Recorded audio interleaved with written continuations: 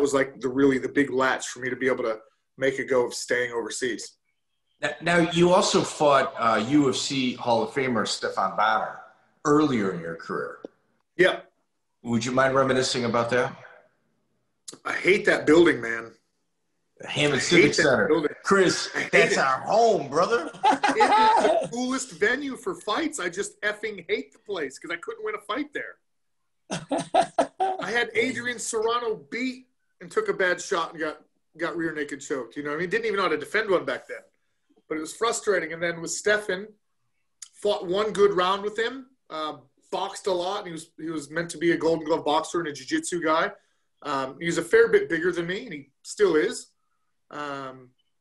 So it was supposed to be like a 4-man tournament.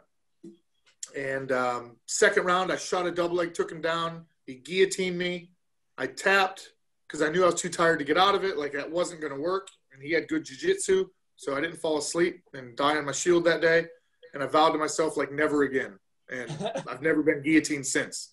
But, yeah, like, again, one of the ones where when you go toe-to-toe with the guy that ends up getting to the UFC, doing what he did with Forrest Griffin, you know, like, and I think I had my time in Australia, sleeping in that gym and being able to kind of have a hard word with myself because I was by myself for most of it.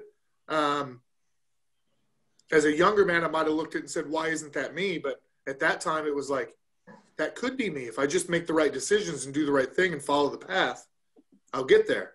So really cool to see some of these, again, these guys you rub shoulders with, when they succeed, it just, the rising tide should rise all ships. Just don't have any holes in your goddamn ship. Just a bit of a confidence booster right there. Yeah, did you 100%. Expect him to get to the levels that he fought at? Did you expect that out of Stephan at the time?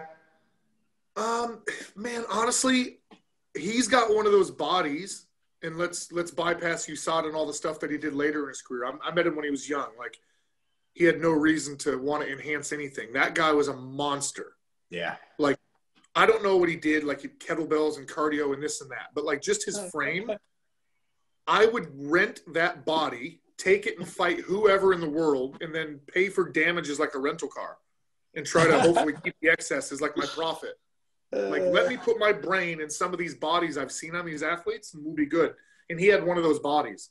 So yeah, I think as long as he kept training, like the guy got to train with like Andrei Arlovsky and stuff like that too. Like, he had guys around him that had some stuff going on that should have raised his confidence level to go, well, I don't care who I'm fighting, I'll show up. Yeah. You know, if you have that kind of confidence, well, you're going to do okay. Yeah. Now talk about one of the things that Brian, you had a